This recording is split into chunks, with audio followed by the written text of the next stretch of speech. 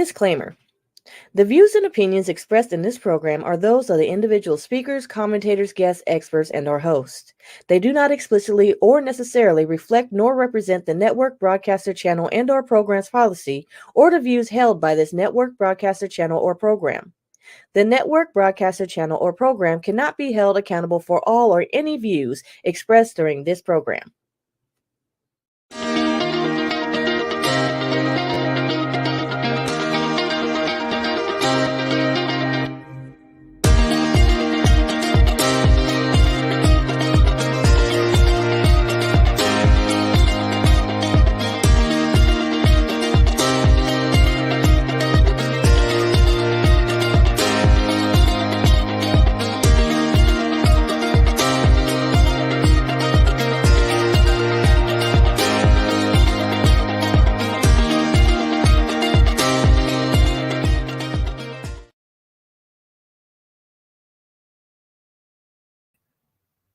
Hello, everyone. Welcome back to another episode of Fem Talk. How are you doing out there, Fem Talk Nation? We are getting started. We have a special show for you tonight. So I'm not going to delay this. I'm going to bring in the beautiful ladies of Fem Talk. We have Shima She Talks. All right. And we also have Dr. Melissa Simmons. And it looks like She is on mute. Hello. Yeah, I just realized that. Hello. So welcome back to another Fem Talk Tuesday, ladies. Fem Talk Tuesday. Hello. Oh, happy birthday. Happy birthday to you. Yes. It was his birthday this weekend. Woo. Thank you. I am 25 once again, 28 Yes. times. So let's get started. I'm super excited about Ask Fem Talk, everyone. So we're going to get started with that. Take it away. We're going to do Ask Fem Talk. And I guess we did.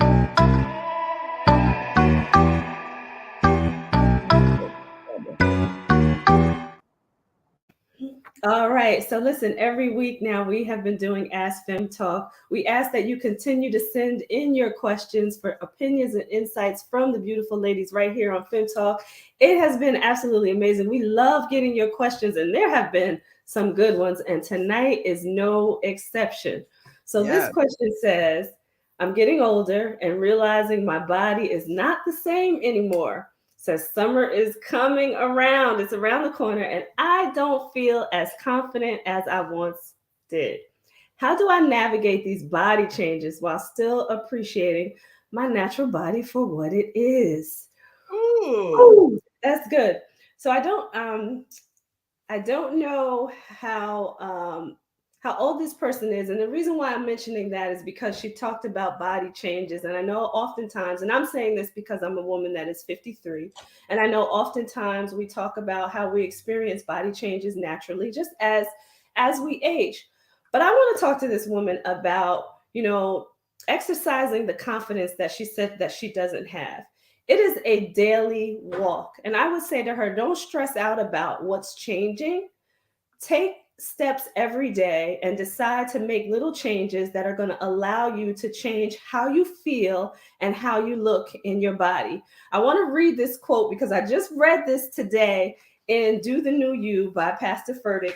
It says, excuse me, success doesn't come through superhuman feats of strength or by finding shortcuts nobody else knows about. Success is found in every step you take in the right direction. And I love the way that he put that. And I was just talking this morning, before I even read this, I was just talking this morning about the clock is ticking. And I'm going to tell you why I said it that way. Not for you to be stressed out or anxious, but for you to recognize that everything that you do every single day is what matters. Forget about yesterday. Yesterday's gone. It doesn't matter anymore. And don't look so far in the future that you can't take the steps that you need to do right now, today. So take little steps to get back to your confidence, to feel good in your body, to just live healthy, because that's what it's really all about. I would say you gotta take the mindset to be, choose that you want to be healthy. Mhm. choose the ways that you can be healthy, as you learn, because it is a process. Listen, I'm on that journey, but embrace the changes and then pick the things that you like about you, even the change things. Listen, it's a whole lot of junk in this trunk here. Did I ask for it? Does my mom have it? Absolutely not. But listen, I'm gonna say it the way it is. I embrace it. I accentuate it. I dress it well because it's not going many places. No matter how much I work out and when I lose, it's still there. So you have to love certain parts of you. You're not gonna love every part of you, but you got to love some things so it'll get you to the next day so you find something new to love. Yeah. Until you change it. That's good. That. That's good. And junk in the trunk is good, by the way. It sure is.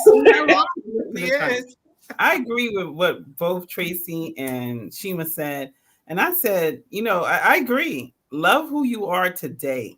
That's right. Love who you are today. I'm looking at my shoulders and I said, look at those shoulders today. You pick something you love about yourself and go with it.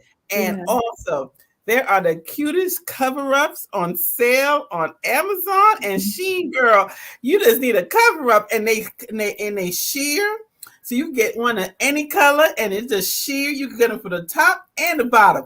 And and a nice little sarong. Is it called a sarong, right? Yes, you put that thing on, girl. You beach ready. Don't ever let nobody stop your shine. There's all kinds of stuff you can put on. And as I said, love yourself today. Yeah. And you just made me think about accentuating the things that you love about yourself, right? Take those girl.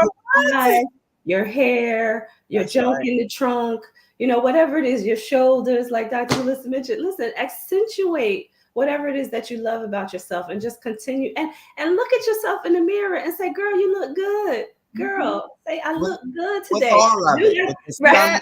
Look. With everything. You need a good dose of Good Morning Gorgeous. That's what you need.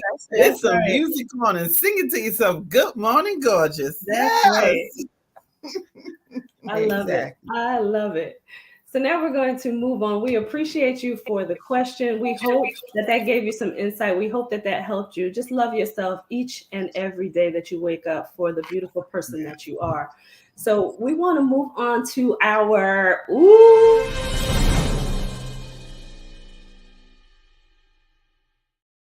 Wait. It's not tonight. Yes. It's not tonight. We got stuff to talk about. Yes.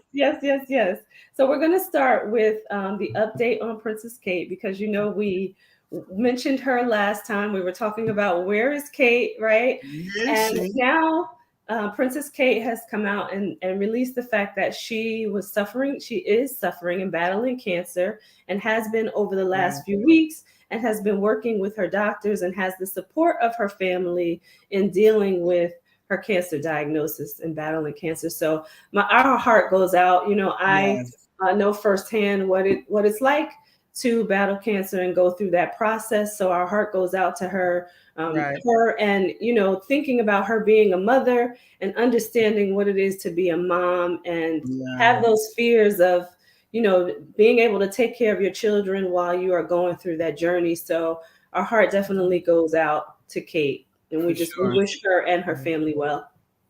Yeah. I mean, again, as soon as I heard, I said, God bless her and keep her and prayed for her healing. In addition to that, for her peace of mind, it can't, we talked about the institution last time, and it's not easy being in the institution, look at Meghan and Harry. They made a choice not to do that again. And I'm sure facing such a difficult, health diagnosis and still getting treatment isn't easy in that environment either. So I really just pray for her peace of mind, her children. I'm glad that they picked a good time for them not to be around, so they don't have to see any news about it and stuff. That's still mommy, and that's the beauty of children. They don't see your title; they just see mommy or daddy, and they want to make sure their mommy is good. So I appreciate that they took that time, and I agree with everybody else that loves her. Give her space and let her heal. Yeah. And I'm pretty sure she was aggravated. You know, she was clearly aggravated with all of the paparazzi and the public just trying to figure out. And it probably was annoying at that point to be like, listen, I've given you enough so you would leave me alone. And that wasn't great enough. And I got all this other stuff I got to think about. Right. And just to think about, not only, like you said, Tracy, she's thinking about her kids and how they're going to go through this process. But we can't deny the fact that there's always that looming factor that I might not be there for them. Yeah. Yeah. That, you know, we don't know. You're going to go into the fight with the fight. Mm-hmm. But you still like my babies. That thought would come up. Right. Yeah. So nobody's sitting around. That's the crazy part about being in the eye, in the fishbowl. I don't have time to think about what you think right now. Yeah. I gotta care for myself. I love that attitude. And I gotta look at my kids. Yeah. And I want to say this too, because this is something that you, my bestie, right, said to me as I was going through my journey. I'm glad that she decided to speak out, because you had the media trying to tell her story. And remember, you said, when I didn't want to share, you said the best way to tell your story is for you to tell your story. You control the narrative. And especially with her being in the public eye and being in that institution, like Dr. Melissa said, you know, control your own narrative and tell your own story. Don't allow them to tell the story for you, because there was a lot of speculation around what was happening with her family. Lo and behold, she's suffering with this diagnosis and now has to take this journey of battling cancer. So I'm glad that she decided to tell her own story.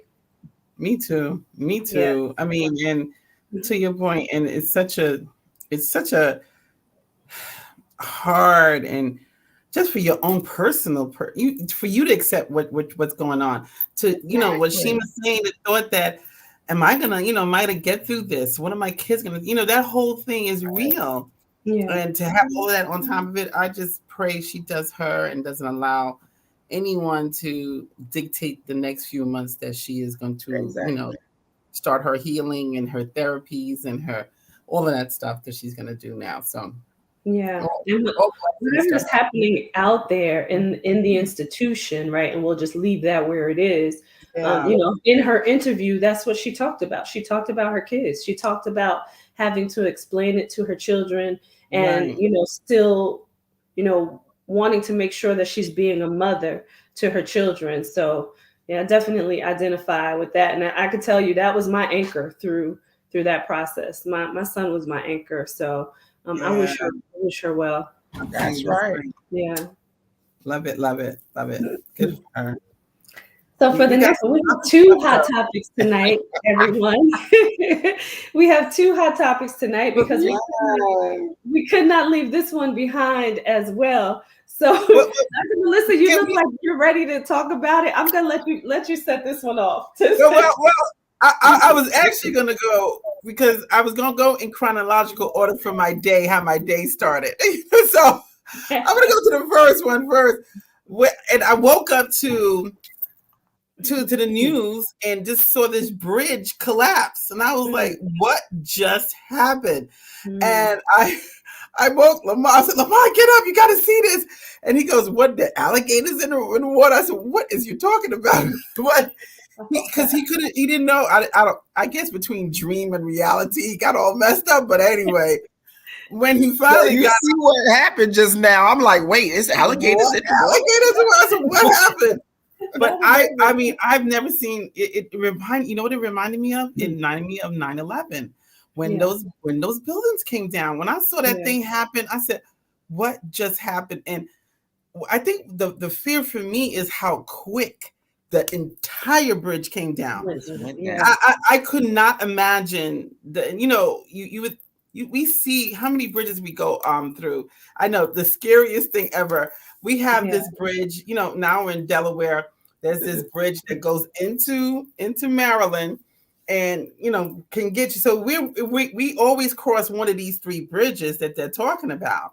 So that was another scary thing, because we're in Delaware now, so these are bridges we cross over often. So to see that happen, to see those bridges come down that quick, thank God they did put out a warning. They noticed I think the propulsion, as they call it, on the ship had gone out, so they knew they was drifting, and they said they may hit the pillar. The cops was quick enough to stop all of the traffic on both sides, but they couldn't get to the guys on the bridge, and that unfortunately is why they went into the water on the collapse. But it could have been so much worse. But we still pray for the missing men that have not, been found yet. We pray for them.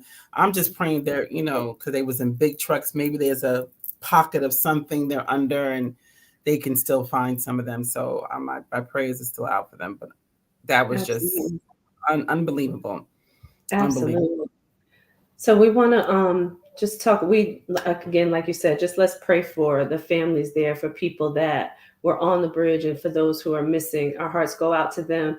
But we want to also just mention the last of the hot topics as well before we move on, because we have some special guests here that we want to get to. So, just moving on to the Homeland Security and federal agent raid of the 2 residencies for P. Diddy. I'm calling him Doctor. He is not Diddy Combs. For P. Diddy Combs. For Sean P. Diddy Combs.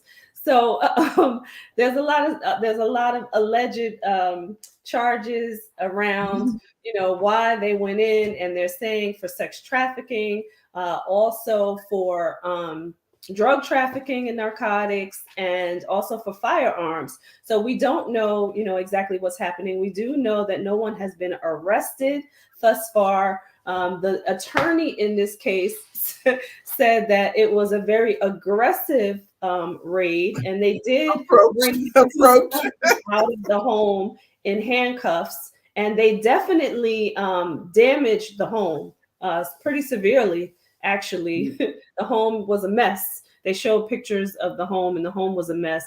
And I want to say this.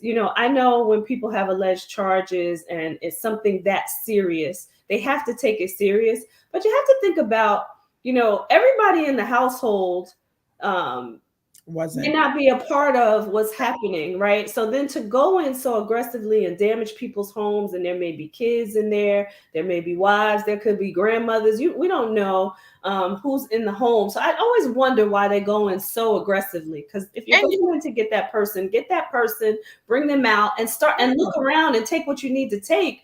But, why do they have to damage so much? I mean, if you could see the pictures of the house, it was horrible. Horrible. And that's not to make light of what he's being accused of. Not at all. Right. And sadly, some people go in with the mindset of, we're going to teach this person a lesson.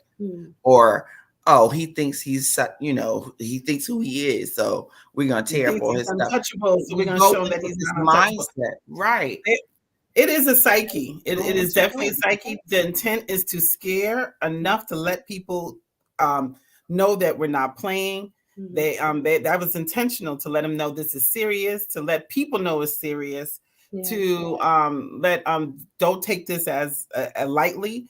He was already talking to the authorities, so who knows why they went in so aggressively. Maybe they didn't. Maybe there wasn't enough cooperation in their mind, so they wanted to make it known that it's time to get it all together. I was listening to Steve Harvey this morning, and he says, anytime people with blue vests with white letters come to your house, it is serious. There ain't no way around it. They do not come into your house if it ain't serious. But if they're not coming to have tea. Right. And they said it was Homeland Security and other federal agencies, and they didn't mention those 3 letters on their back. When you have them all, I can imagine he had them all. So he had them all. They came in from the water, from the land, from the sea, from the air. They were coming. They were coming in. And I think, I will just say this: being somebody who read different law cases and why they serve you. They must have had a lot of that little serve. You don't get that kind of attention if there's not a lot that they think they're going to get. There's definitely something there. So more to come on this, everybody. They come to your house unless they know they could come to your house. Right. Okay. Right. So more to come. We will keep you updated on this as it progresses because Two we are coasts. interested Yes, as yes. well They to went both coasts. They went coast see to how this coast. turns out.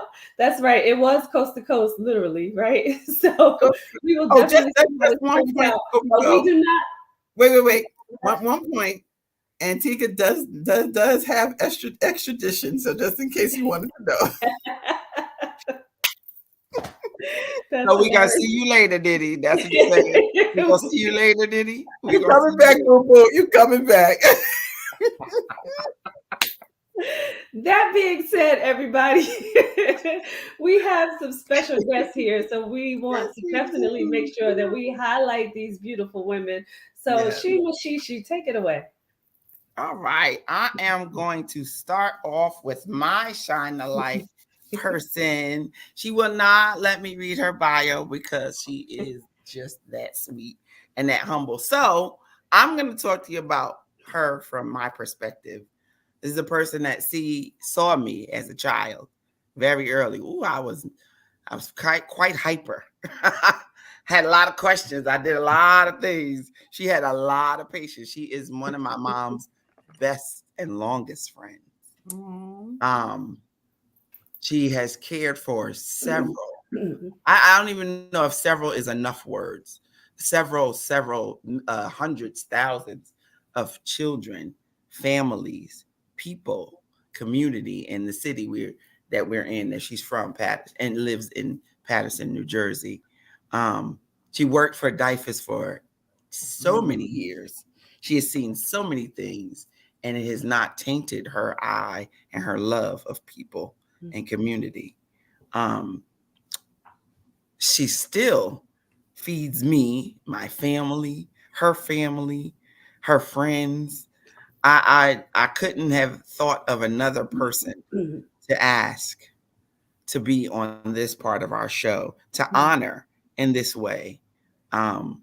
I almost feel like she's my friend, but she's really my auntie. You know, you have to honor your elders. And that was a discussion we had a while ago.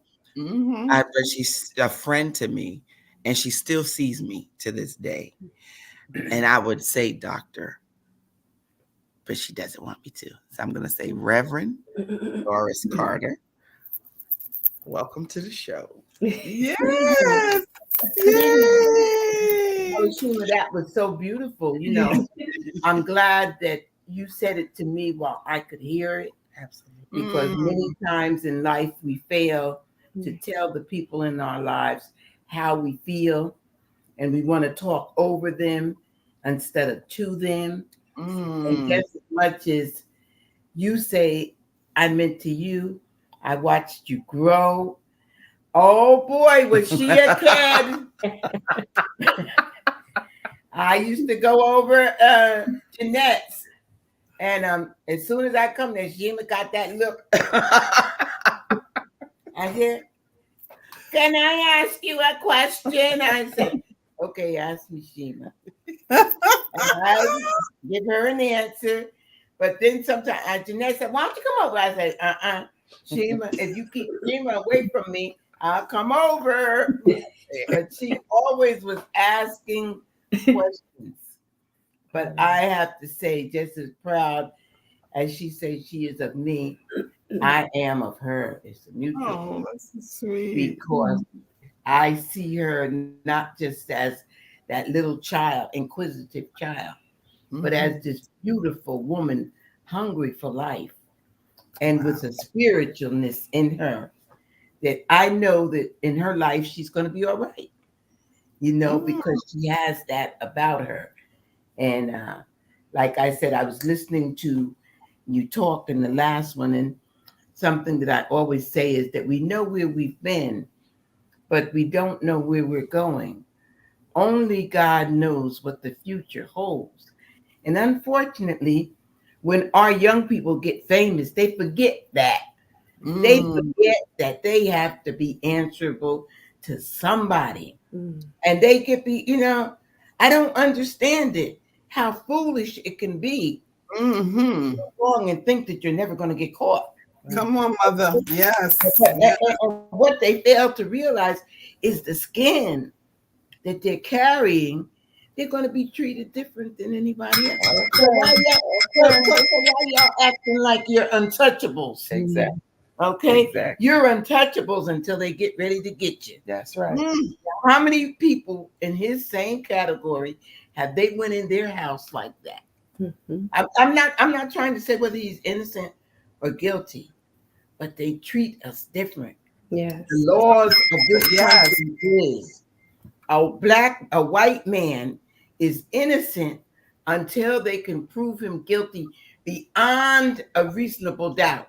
Yes, A he's saying. black man is guilty until he can prove himself Right. innocent. He said it. Himself. Beyond a reasonable doubt. Exactly. Now, when you understand those things, you understand the best thing you could do is stay out of the law's hands. Okay, don't talk about what they're treating you. Don't do the things that make them be able to come and put See, that's wisdom. You That's understand? wisdom. You know, I mean, you can't do bad and think you're not going to get caught. Absolutely. Amen. Amen. Amen. A story, and I didn't want to bring it up, but I'm going to bring it up if you don't mind. Sure. Please do. My brother, as you know, is Reuben Hurricane Carter. Okay, as you've heard the story about the hurricane, I am the living family behind the hurricane. And there were 7 children in our family. And my take, and I was the youngest, I am the youngest, was that I never wanted my mother and father to go through what I witnessed them go through with my brother. So I tried not to, that was always, I didn't want mother and daddy to have to come get me out of jail. Right. You know, I didn't want, and then I knew that the news, you know, if I had done anything wrong, it would have read, the hurricane's sister then got locked up. You know what I'm saying? Right. I'm not saying there wasn't a time I might have had done some things that could have got locked up. We all have. But grace and mercy was with me. Yes. I can say today, you know, it's what you do in life is what you get out of life. I'm gonna stop. Life is like that. It's just like the bank. Yeah. If you don't put nothing into it, you can't get nothing out of it. I love it. Yeah. If you don't put nothing in it, you can't get nothing out of it. And I share this with all my nieces and nephews. They say, did Aunt Doris give you the talk? Did she give you the talk yet? This is what I told them. Don't let anyone make you do something you don't want to do. Be a leader, not a follower. Amen to that. Amen. Be a leader. If you make a mistake, let it be your mistake. Right. Okay? Because you're the only one that's going to suffer the consequences. That's right. That's right. I said, that's all I have to say to you. I can't tell you how to do it, when to do it, where to do it. But if you take those thoughts with you, you'll be all right. That's right. Yes. Amen. All right. You know, like I said, God has been good to me. I see why. Yeah. Remember Doris, I see why she asks you a lot of questions because I feel like I need a few questions too now. That's my ability to answer questions. And being in the ministry, I have people ask me questions just to see what I know in terms of the Bible. They'll come up and say, Reverend God, I just want to ask you a question. I have learned through experience to say to them, before you ask me the question, let me ask you a question. If me answering your question will help you get closer to God, I'll try to answer it. But if you are just asking me the question to see that if I know what you think you know, right. I don't have time. I don't have time. Right. I love that. So like I said, you know, people, they want to know what you know. Right. You know what I'm saying? They want to compare. Yeah, you know. That's the problem we have. We're with self-esteem, with confidence, with everything. We want to compare ourselves to everyone else or anything else that we see. Social media, friends, people walking down the street. Our ask Fem Talk question today. She probably she sees her body changing, but she also compares herself to what she sees out there. Right. So can you love a comparison? Hey, I like that. Mhm. You can't. You can't love a comparison. You gotta love you. Yeah. You gotta love God first. But then you can once you do that, you can love you and everybody else. Absolutely. I love that. But the That's one good.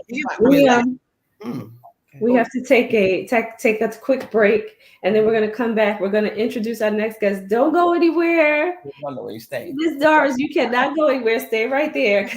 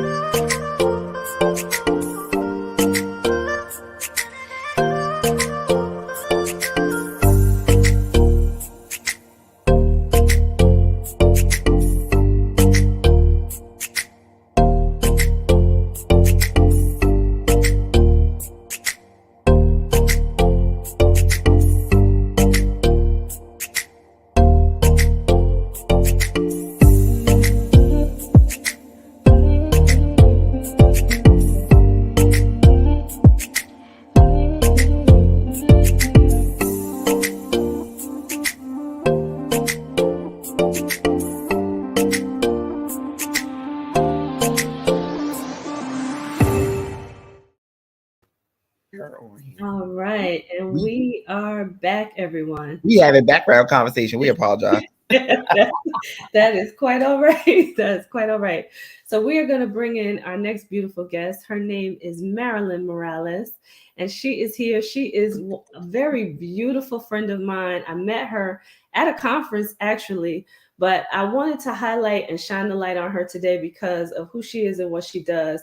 She is a mom, a wife, but she is also a woman who is out here fighting for the disparity in healthcare when it comes to minorities versus other races. And she is doing this all on the strength of a woman who lost her beautiful daughter 16 years ago and decided to fight the good fight for people who need the healthcare that they really deserve, and something that she was doing for her child, and still lost her, but still has the strength to go out there and fight for other people. So I wanted to really highlight her today.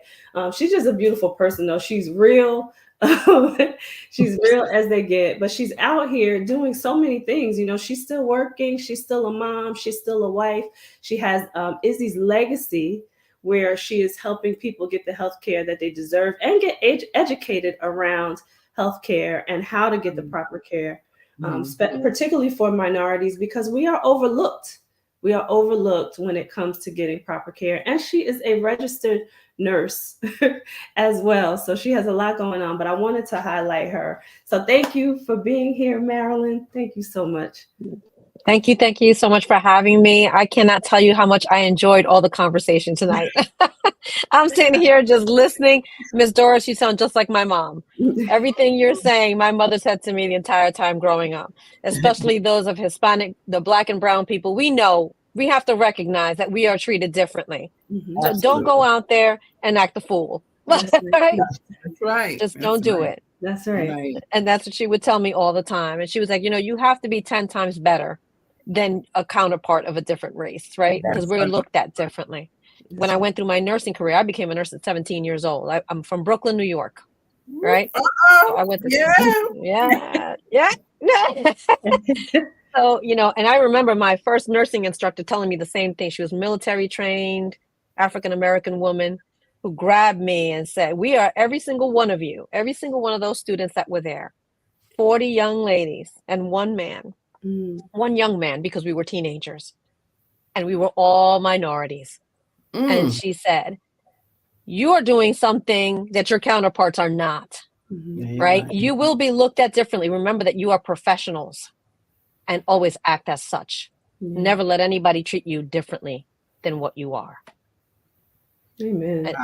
Wow. You know, and I was blessed to have her in my life. I thought she hated me while I was going through the program because she would make me do the worst things. The worst patient was always mine. But she was like, you're young. I was only 15 years old. And she was like, because you're the youngest in the group, right? I had to make sure that you knew what you were doing when you got out of here. Mm-hmm. Wow. So I wasn't picking on you. I just believed in you. She There's was a difference. preparing you. Yeah. Big difference. Big difference. So talk about, how you've transitioned it all, because we've had lengthy conversations on, how difficult it is for minorities to get the proper healthcare, right? And to get the real treatments that they need and to understand the testing. So talk about how this all came about. So like you shared, my daughter was diagnosed in 2007. She was only 7 months old when she was diagnosed with a rare leukemia. This leukemia could not be treated with chemotherapy. That's how rare it is. So there's no drug out there, and today it's the same, that treats this particular cancer. The only treatment that was available to her was a bone marrow transplant or a stem cell transplant, which is what it's commonly called today. And we all know, anybody who knows anything about transplants, right? Your best chance of getting one is somebody of your same ethnic background. Yeah. Right? Or your family. First, they look at your family and say, who in the family is a potential match for this transplant? I had 2 other children, and heartbreakingly, neither one was a match for her. Neither was my husband or myself. So at that point, we're told by the doctors, well, we need to search into this registry of volunteers, right, to potentially match your daughter. But the next sentence out of that is, as a Hispanic family, it's going to be hard because there's not a presence of Hispanic potential volunteers out there. Yeah. So I said we had to get on television, we had to get in the newspaper, we had to attract people to this. And as a nurse, I didn't even know this. I didn't know any of this, the disparity that existed there. You know what's heartbreaking about that is that we did this to ourselves. The disparity that exists is because we don't join, because we're not present for our own races. Yeah. Right? Yeah. And when we talk about numbers and NMDP, as they're called right now, it used to be called Be the Match. They don't use statistics and numbers anymore today, right? But just a year ago, when we shared statistics, when I was out there talking about this, a Caucasian has a 79% chance of finding their match on this registry. That drops to 48% if you're Hispanic. That drops to 29% if you're Black. And if you're of mixed ethnicity, it's even worse than that. Wow. Who isn't mixed today? Who isn't mixed? Exactly. Every family has a mixed ethnic person in their family. Imagine looking at that loved one and saying, there's nobody out there for you. Yeah. And nobody did this to us but us. Wow. Because we're the ones that say present. We're the ones that stand up and say, I will join, and I will say that I will volunteer to save your life. Yeah. We did this. But here's the thing, right? And just in talking to you, and then for Dr. Carter too, because she worked for DIFAS for so long, we're not educated in this area. We're not aware. There's no awareness that's being brought to our communities for us to even know about the disparities in healthcare. We don't really start to understand it until somebody gets sick and we have to go to the hospital, and then we have to try to figure it out, which is what you ended up having to do. That's what I ended up doing. Yeah. So talk about what you're doing today to help other families to be able to say it's education. And, we talked about that too, right? It's the education is provided, but they don't say the whole story, right? So everybody's educated in the same way. Oh, this is how you join. This is how you donate. But nobody said to me, you don't have a presence and you don't have a presence, right? Nobody says that. So now my whole purpose is, and I wrote a book called When the Answer is No, Finding Purpose Through Pain, in order to talk about that and educate our people about the disparity that does exist and show you how easy it is to join that registry and say present and go on to donate if you're called upon to do so. Because it's not the surgery that once was. It used to be that they would go into your hip bone to extract that spongy material, the marrow that goes in there. And that's what people remember, right? They hear bone, they hear marrow, they get scared. They're like, I'm not doing that, right? Doing that. Yeah, or is my insurance going to cover that? What if something happens to me? I can't afford to be out of work. So we have a lot of extra things that maybe somebody else doesn't have that are concerning to us, and what makes us not do that, right? So now it's not a surgery anymore. It's as easy as donating plasma or blood. That's how simple it is today. To join the registry, it used to be you had to draw your blood. Now it's a simple swab of the inside of your cheek to get onto this registry. How easy is that? Easier than brushing your teeth. Right. Right? Yeah. I said, so the insurance, does it cover it? You don't have to have insurance because the donor's insurance covers this. Yes. Wow. Okay. What about my lost time from work? An MDP will cover your salary while you're off doing this. That's awesome. Okay. Do I have to fly to where the donor is? No, you don't. You can go to a local hospital. They'll do it from there and they will fly it to the person. Wow. You know, my daughter right now works for NMDP. She was 9 years old when this happened to her sister. She is now working for the organization to help you find your match. Wow. Full circle for her. And she is a courier. She is a courier on top of that. She picks up the donation and she flies it to the patient in need. Wow. Ricardo wanted to know if it matters how old you are. Yes, very good question. Very good question. Yes, it's between the ages of 18 and 40 in order to do that. Why? Why? And I said, if you're over 40, you're overqualified. But what does that mean? That means that I'm sure you know people that are within that age range that now you pick up the sword just like I did and educate those that are younger of their need to be able to help people. Right. But why 18 to 40? Because the cells in that person's body are healthier. And when you're talking about somebody's life, you want to give them the best opportunity and chance to live. And for that transplant to take and have minimal side effects. So you want it from a younger, healthier donor. That's good. That's good. Wow. So excellent question, because it's the number one question is how old do you have to be? I joined when I was 25 years old when I first joined the registry. I'm 55 now. So 30 years later, I've never been called. I've never been called. Right. And I stay on the registry. Once you join the registry, by the time you're 40, you stay on till you're 60. So you're able to donate until you're 60 years old. So I've got a good 5 years left to be called. 40. Okay. Yeah. But you have to register before 40. So then You that have means to register our before job 40. is to, like you said, our job is to recruit. Well, because I'm past is 40. educate. So now, that's right. Okay. But if you have children that are within that age range, it's now turn around and say, hey guys, I can't do this, but this is important because our children listen to us. We're the example, right? Nieces, nephews, you know, anybody in that age range that's in our family, we're the example for them. We're the ones that they're going to trust. So when we explain this to them, they will listen and they will do it. Absolutely. Because they trust us. I have a question. What circumstances or specifically what medical issues require bone marrow transplants? Is it just leukemia or is it other diseases? Absolutely. Great question. There's over 70 diseases and disorders that can be treated by a stem cell. Sickle cell anemia is something that our people are afflicted with that we know very well, right? It is the one thing that will cure sickle cell anemia. Really? Okay? So, wow. Yes. Stem cell therapies are changing every single day. Yes.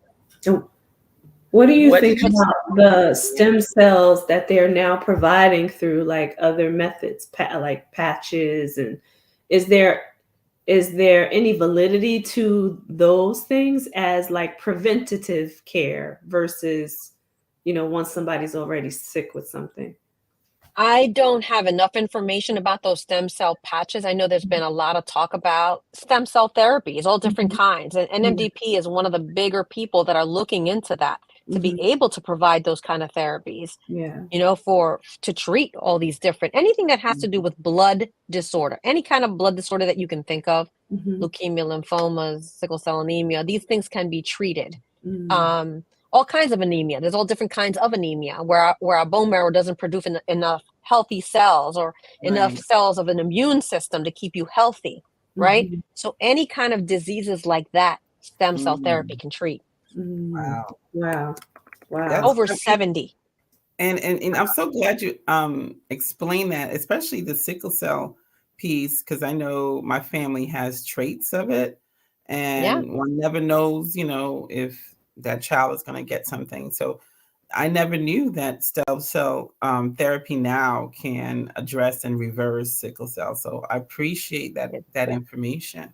Yeah, it's something that a lot of people don't know. And if we read up on it, if you go to the MDP website, right? Mm-hmm. And you read about it, you'll see all the wonderful things that are being done there and how simple it is for us to donate and be able to help our fellow person, right? That's Help each beautiful. other out.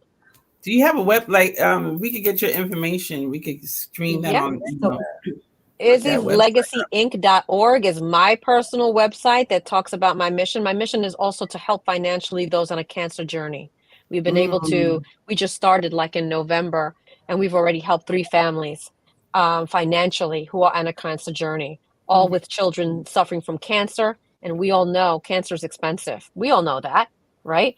And for us, it's about the family. It was my child who had cancer, but it was a family who had cancer. That's I right. couldn't work, you That's know? right. Yeah. We were all affected. Yeah, absolutely. Someone in the chat wanted you to repeat the name of your book. So we'll put It's it in called here. When the Answer is No, Finding Purpose Through Pain. It is available on Amazon.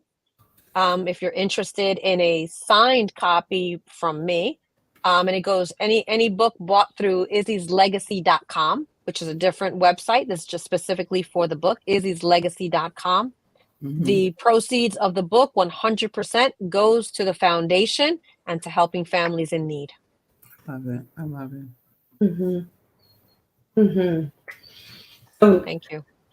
don't go anywhere. Stay right here, Marilyn. But we thank you so much for sharing your story and your plight, for just really helping other families to get the help that they need. Stay right here. We're going to start off with Dr. Melissa next to talk about her shine the light woman that she wants to highlight. So, Dr. Melissa, take it away. Thank you. Thank you. When that question came up, who came in my spirit was Miss Althea. Miss Althea was the babysitter for all 4 Simmons Bushell children. When I first had Ashley and went back to work, I was hysterical crying. I need somebody to watch my baby. I wish my mom, she lived too far away. And we found Miss Althea. And Miss Althea not only raised Ashley and took care of her, but then came Justin. No, first it was Jawan Bushell, and then came Justin Bushell, and then came Nicholas Simmons, and she just raised our 4 children. And at the time, it was me, it was Lamont's nieces, both Yvonne and Thais, and she became a grandmother to them. She allowed us to be that woman out there working, knowing that our children were safe. She took them from morning to night. She fed them. She trained them. She loved them, and she was a lifeline to us. We felt so comfortable being at work because we knew Miss Althea had our kids, and as they grew up, she kind of threw them out the house when they was okay. They 5 now. You got to take them to school now, and nobody wanted to leave Miss Althea, but Miss Althea just took care of those babies, and I just wanted to honor her. She unfortunately passed away in February, and I didn't get to. She had, and thank God her daughter, Dora Combs. Hi, Dora. She had a beautiful 80th birthday celebration for Miss Althea last spring. It was unfortunately the same day as my niece's graduation, so we weren't able to attend. But when I tell you we love Miss Althea, we love Miss Althea. It's nothing like having that person. Who do you entrust your children to? And we've had many ups and downs in that, but never once with Miss Althea. So I just wanted to give her flowers, even though I know her spirit will receive it, and just let her family know that she was family to us too. And she took them from baby to big children. And when I shared that with the kids this afternoon, they were like, Miss Althea. And they immediately remembered. Ashley said, she loved me. She fed me. She taught me. She said, Miss Althea taught me how to eat fish with bones, mommy. So I mean, it was practical things. And I never forget this one story. Ashley, they loved Ashley. Ashley was their child. And Ashley found her way in one of the cars. Like, I think they used to put in a car display with her, but Miss Miss Inquisitive Child went into the car and put the car in drive, and the car hit the house, and I was like, oh, what is Ashley doing?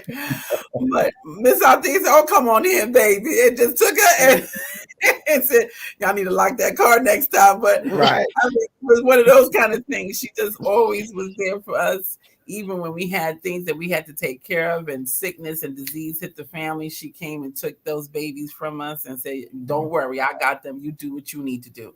So she was that kind of person. And I just want to give her flowers and say, I love you. I know you're in heaven now, but I want you to hear the spirit and her family to know that the Simmons-Bushell family loved Miss Althea. So That's right. I think we have a picture from Miss Althea. You can show her and let us see her and the big kids and little kids that she took care of. So we love you and thank you. So Amen. I thought we had pictures. Maybe we don't have them no more. That was my person. That was my person. Amen. Yeah. All right. So we wanted to just give our guest of honor opportunity to give some closing remarks before we close out the show. Anybody can start. Any closing remarks? Okay, I wanted to say what the last Shima had said. She mentioned something about love, and it was a thought that came to my spirit today that I shared with Shima, and it was that love can be taught, but love can't be bought. Love, hate can be bought, and hate can be taught. But love is what makes the world go round. Mm-hmm. Right. Amen. Amen. That's beautiful. Mm-hmm. Listen, that was enough. Mic drop. Absolutely. There's no topping that. There's no topping that. That's right. That's right. So we want to say thank you to everybody. And we just wanted to highlight, what we've been discussing, because we've been honoring Women's History Month all month and honoring the amazing women out there. So we talked about hidden figures, not only from the movie, everyone, but we talked about the hidden figures that people don't really talk about, the feats and all the obstacles that women had to climb and all that they have accomplished. We talked about the disparities between women and men, particularly in the workforce, and how we're not treated the same.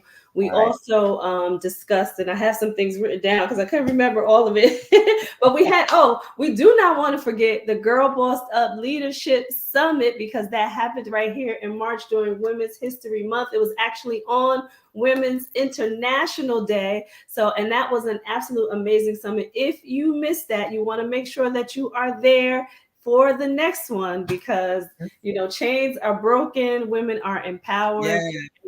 Absolutely. And then we also just wanted to mention, I think I talked about the disparity between men and women in the workforce. So I think that was it for this month. But we just wanted to highlight Women's History Month and all that we do as women, all that we do. And we are still not treated equally. So we're going to continue to lift up women. Catch us each and every month. For one episode out of the month, we are going to highlight more women and shine the light on women that are out here, raising families and building communities and loving, like Dr. Carter said, just loving on people. So we love you all out there. We thank you for being here. Join us next week. And don't forget to send in your questions. If you have an Ask Fem Talk question, please send those in to femtalktv@gmail.com. Yeah. Love you guys.